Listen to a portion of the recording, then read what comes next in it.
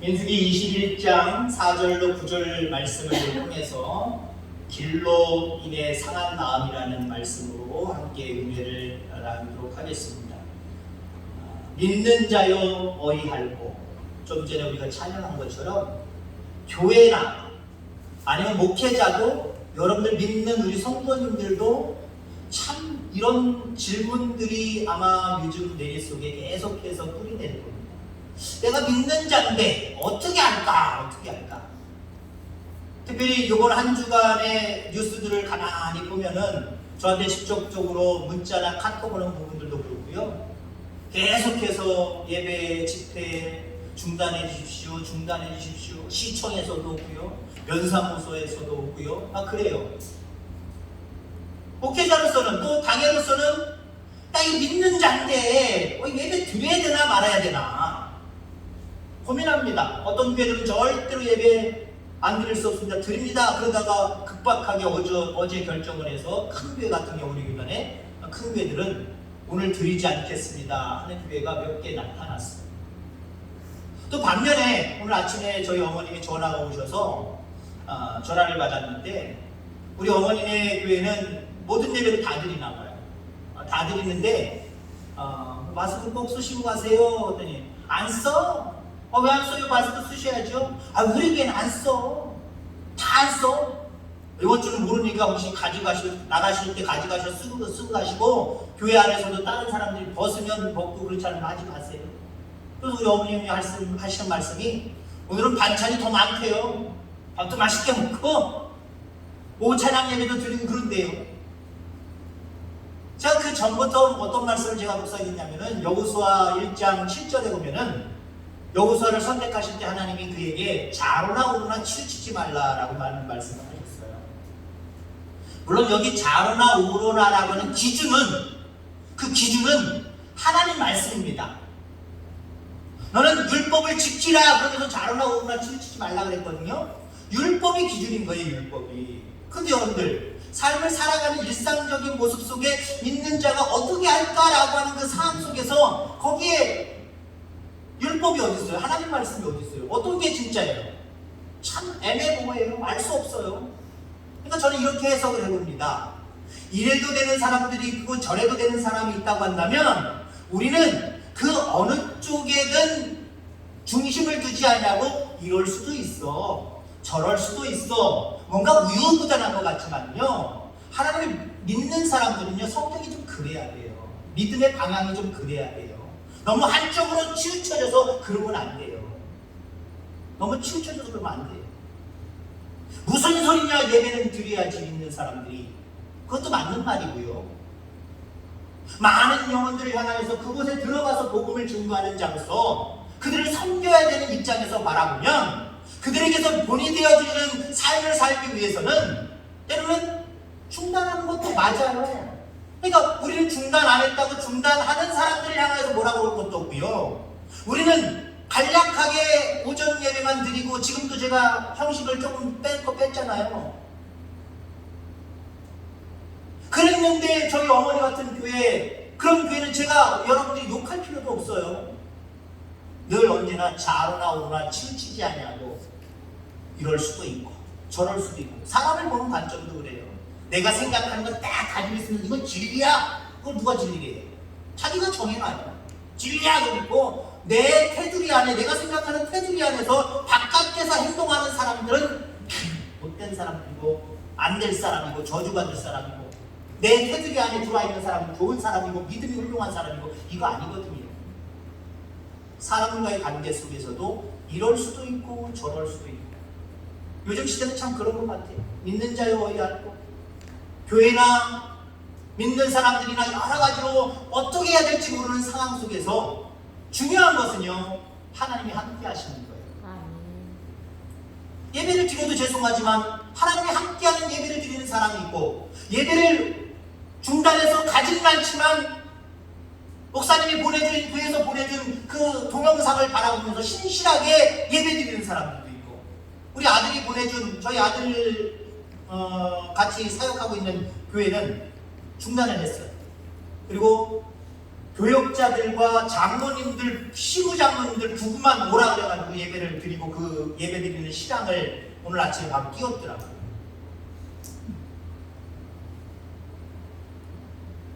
그러면서 그 목사님이 하시는 말씀이 이 동영상을 보면서 제발 움직이지 마십시오. 한 45분 뭐 저기 예배를 드리나 봐요. 드린 거 보니까 기록을. 집 왔다 갔다 하지 마십시오. 여러분들 집에서 예배를 드려도요 신실하게 하나님 앞에 예배 드리는 사람이 있고요. 아유 교회 오지 말래. 그냥 동영상 보고 예배 드리지. 아유 화장실 가고 싶어. 아유 커피 한잔 해야지.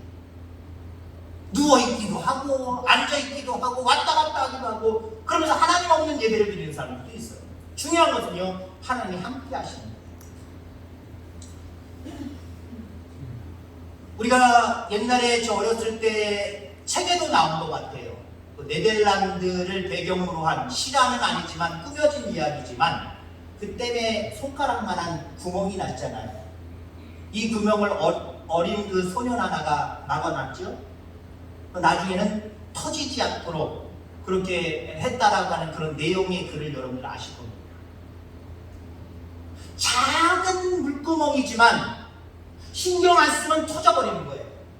그러나 보면 저거 쭉쭉 물 새네 큰일 나겠다. 그래서 그걸 틀어 막고 있는 그 아이로 말미암아 사람들은 살 수 있었다라는 거죠.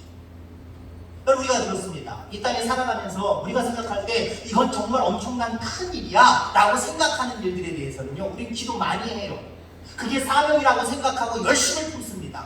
근데 작은 일들, 어쩌면 하찮은 일들, 이런 일들에 대해서 에이 몰라 기도도 안 하고요 그걸 사명이라 생각하지 않을 때도 있어요. 여러분들 우리가 무너집니다. 때로는 망가집니다. 그 무너짐의 원인, 망가짐의 원인은 어디에 있습니까? 큰 데 있는 게 아니에요.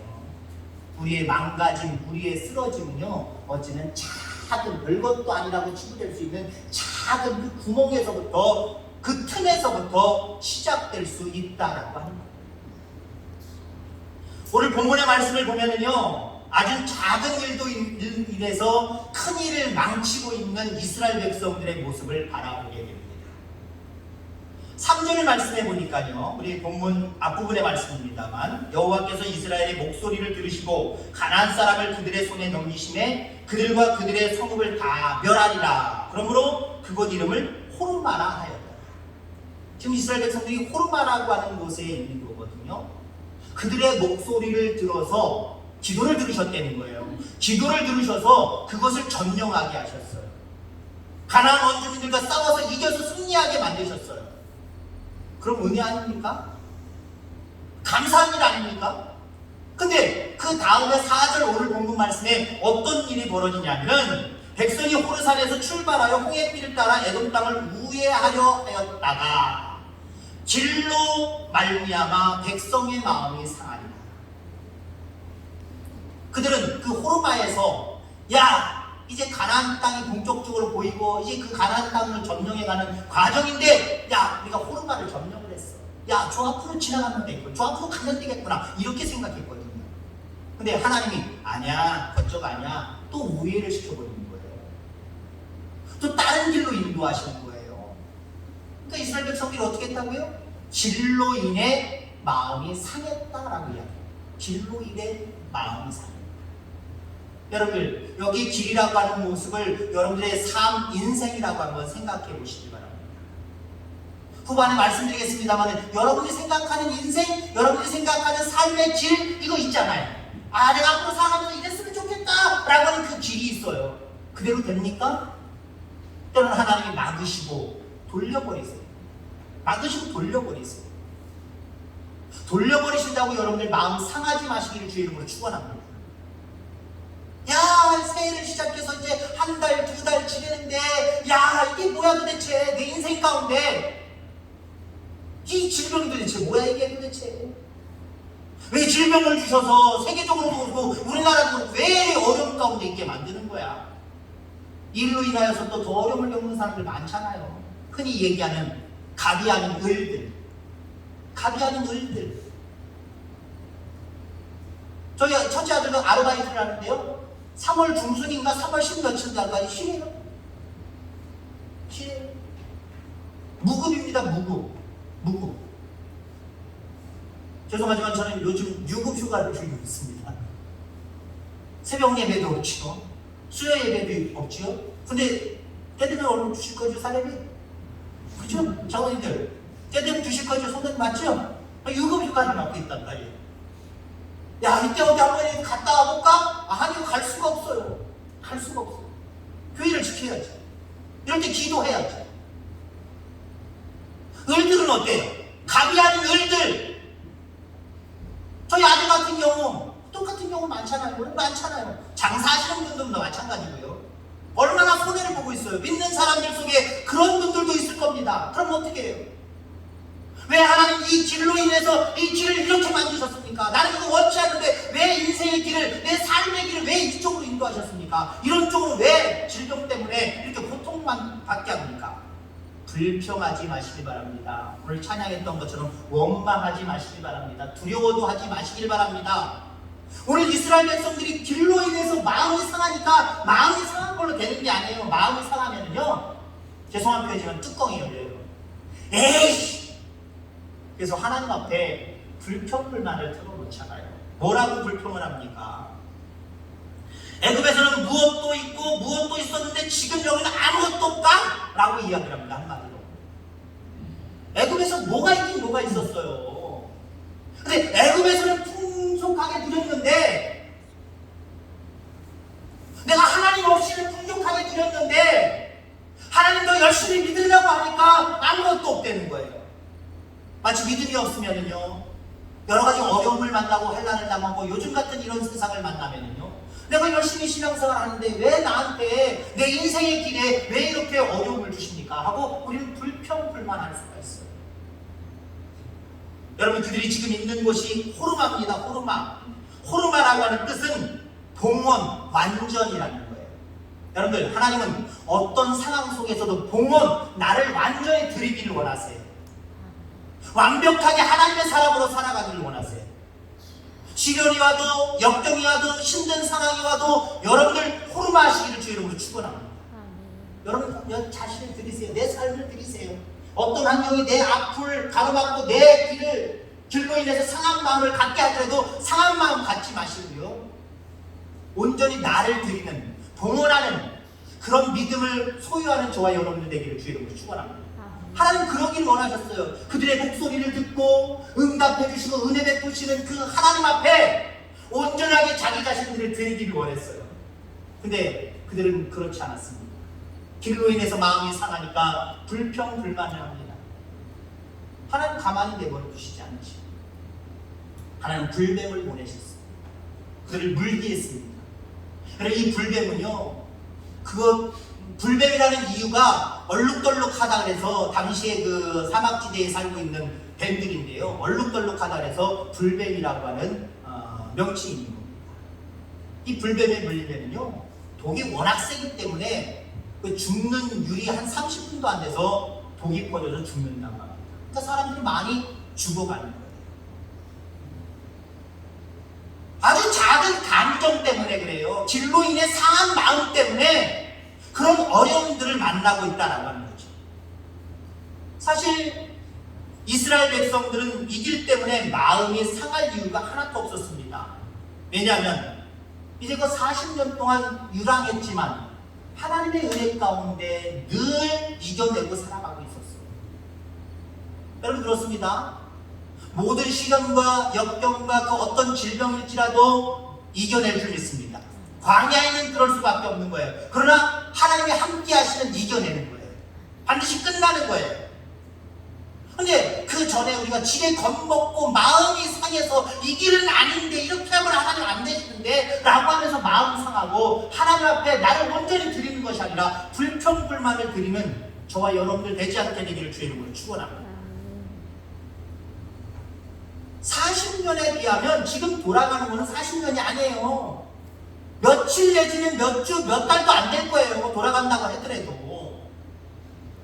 그러면 그 길로 인해서 마음이 상할 필요가 없잖아요. 40년 동안에도 하나님이 지키시고 인도하시고 먹이시고 역사해 주셨는데 그 잠깐 지금 호르마에서 거의 지금 가나안 땅에 들어가서 촌입니다. 그 가나안 땅에서 무엇이 문제겠습니까? 하나님이 열어주시면 그 가나안 땅도 다 열리고 점령하는 건데, 약속대로. 무엇이 문제겠어? 근데 그 길로 인해서 마음이 상했다는 거죠. 여러분 그렇습니다. 사탄은 우리의 믿음을 공략할 때 정말 아무것도 아닌 일에 마음을 상하게 만듭니다. 아무것도 아닌데 마음이 상해서 그것 때문에 신앙을 버리게 하거나 신앙이 떨어지게 만들어요. 작은 일에 조심할 수 있게 되기를 주의 이름으로 축원합니다. 코로나 큰일 아니에요. 하나님 앞에서는 작은 일이에요. 이걸로 인해서 두려워하고 이걸로 인해서 불평불만하지 말고 오히려 지나간 하나님의 은혜들을 살펴볼 때, 하나님은 늘 나와 함께 하시는 분, 우리와 함께 하시는 분, 모든 것들을 다 지나가게 하시고 이기게 하시는 분, 그렇다고 한다면 이것쯤이야 라고 하는 모습들, 그 믿음이 우리 속에 있어야 돼요. 나를 온전히 하나님 앞에 맡겨드리고 하나님 앞에 드리면 그 하나님이 더 지키시고 인도하실 줄 기억하기를 주의 이름으로 축원합니다. 그런데 우리가 왜 도대체 아무것도 아닌 일에 왜 우리가 걱정하고 염려하고 감정이 고조되고 마음이 상하는 걸까요? 이유는 간단합니다. 하나님보다 먼저 내 길을 내가 정해놨기 때문에 하나님의 길이 어디 있는가를 살펴야 되는데 하나님이 원하시는 길보다는 내가 원하는 길이 있어요. 그 길을 미리 정해놨기 때문에 그 길이 아니면 마음이 상하는 거예요. 여러분 그렇잖아요. 집사람이랑 저랑 아이랑 야 오늘 나가서 어디 뭐 먹자. 뭐 먹고 싶어? 뭐 먹고 싶어? 그럼 뭐 먹자 그래요. 그럼 같이 가요. 잘 먹고 올 때도 있지만 한편으로는 잘 못 먹고 올 때도 있어요. 왜? 내 마음으로 정해놔요. 나는 바닷가까지 왔었는데 회를 먹어야 되는데 마음은 그런데 겉은 그래요. 여보 뭐 먹고 싶어? 하은아 뭐 먹고 싶니? 칼국수 먹고 싶대요. 그럼 먹어. 그 다음부터 마음이 상하는 거예요. 에이씨 여기까지 와가지고 칼국수야. 에이 괜히 투덜투덜거리고 바깥으로 보여주기 시작해요. 제가 미리 정해놨기 때문에 정해놓으면서도 겉으로는 뭐 먹고 싶어. 뭔가 상대방을 배려하는 것처럼 생각을 합니다. 어쩌면 우리도 그래요. 하나님 감사합니다. 하나님께 나를 온전히 드립니다. 라고 하는 그 속으로는 내가 다 정해놨어요. 하나님 이럴 땐 이렇게 해주시고 저럴 땐 이렇게 해주시고 내 길이 이렇게 되도록 하나님 역사해 주옵소서 미리 정해놨어요. 그래놓고 말로는 하나님께 맡깁니다. 하나님 도와주세요. 하나님 마음대로 해주세요. 그래놓고 내가 원하는 내가 정해놓은 그 길이 아니면 여러분들도 하나님 앞에 마음이 상한다니까요. 저만 그래요? 여러분들도 그래요. 내가 먼저 정해놓은 길이 있으면 그 길 때문에 반드시 마음이 상하게 되어 있다는 거예요. 호르마에서 일부분의 가나안 원주민들과 싸워서 그 땅을 점령합니다. 그 땅을 차지합니다. 그 바로 앞에 펼쳐져 있는 본토를 바라봅니다. 가나안 본토를 바라봐요. 일로 가면 이제 금방 가겠구나. 미리 이스라엘 백성들이 정해놓은 거예요. 정해놨는데 하나님은 거기 아니야. 이쪽으로 돌아서 하나님이 돌아가라고 말씀하십니다. 마음이 상합니다. 자기가 미리 길을 정해놨기 때문에 마음이 상한 거예요. 정말 하나님께서 길을 변경하신 겁니까? 사실 변경한 게 아니에요. 하나님은 하나님 뜻대로 정해놓으신 길이 있어요. 근데 그걸 우리가 인정하지 않는 것뿐이지.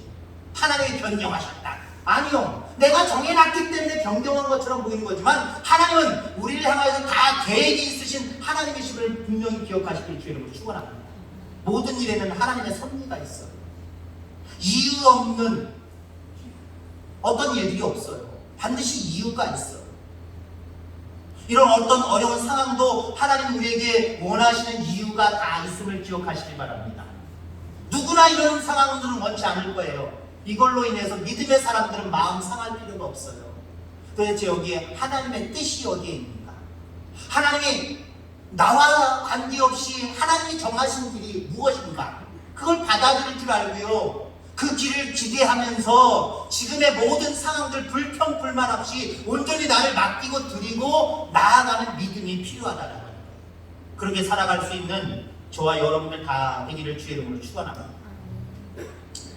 사실 하나님께서 가까운 거리로 들어갈 수 있는 호르마에서 이스라엘 백성들의 기술을 돌려서 돌아가게 하신 이유가 몇 가지가 있습니다.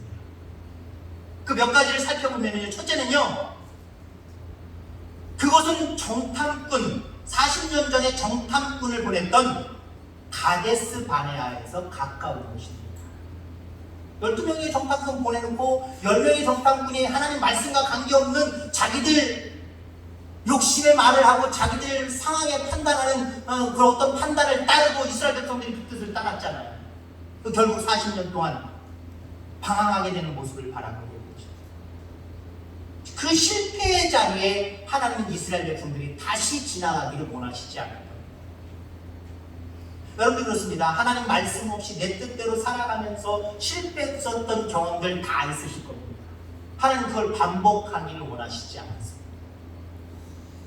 호르마에서 이 이스라엘 백성들이 가려고 하는 그 길에는 가데스 바네아가 있어요. 그렇기 때문에 하나님이 막으신 겁니다. 두 번째 원인은 무엇이냐 하면요,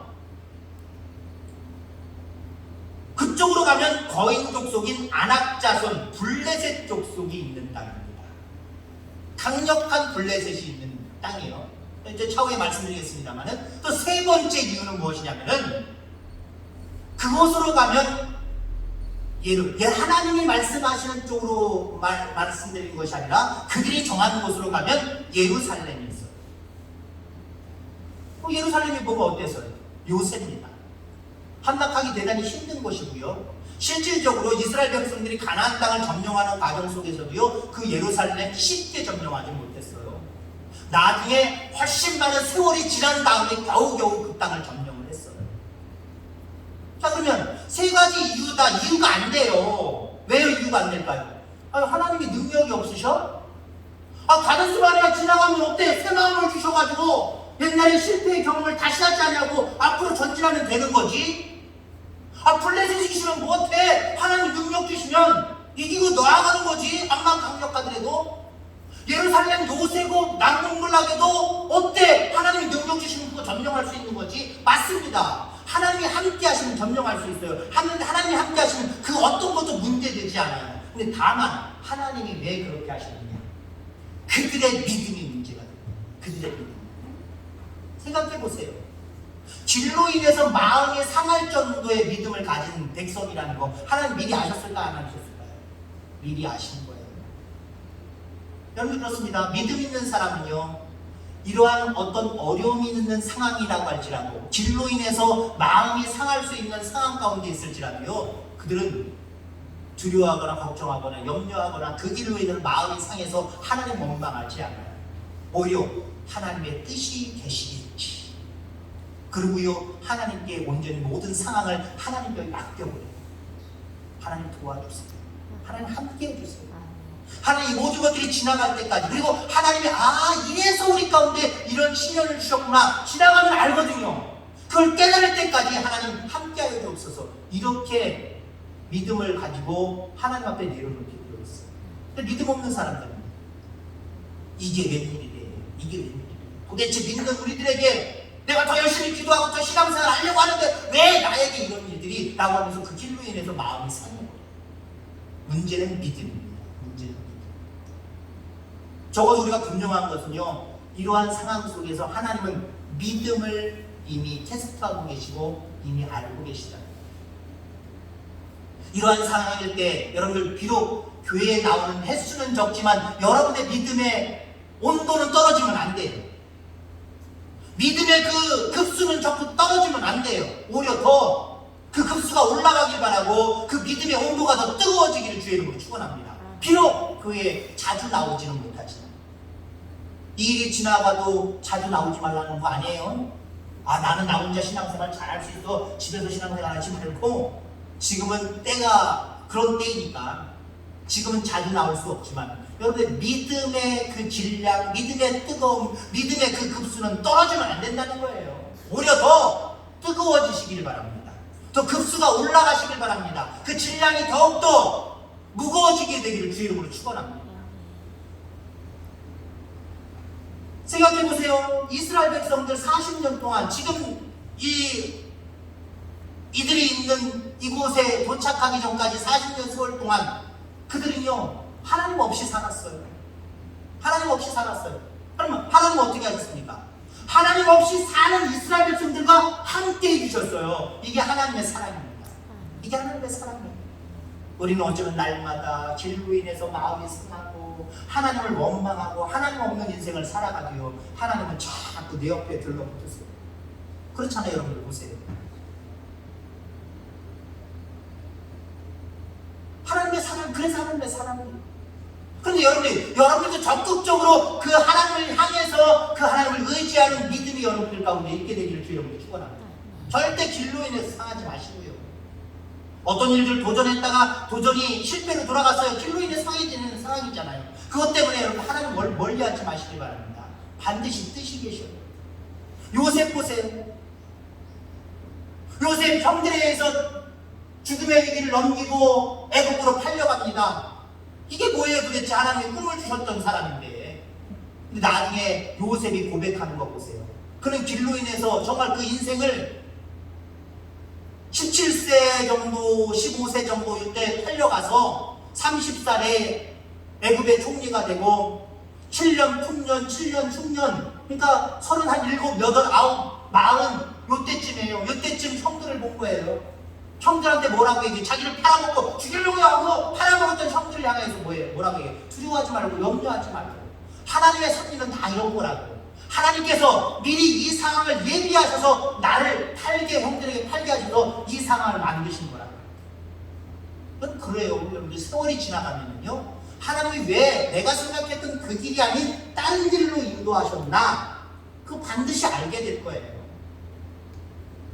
그때를 위해서 지금 하나님 앞에 상처 내지 마시기 바랍니다. 믿음에 상처 내지 마시기 바랍니다.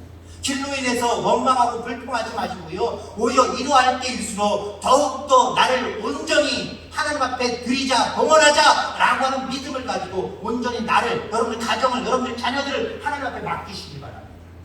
그러면 하나님이 지키시고 보호하시고 인도하시고 역사해 주실 줄 분명히 믿습니다. 기도하겠습니다. 하나님 아버지 감사합니다.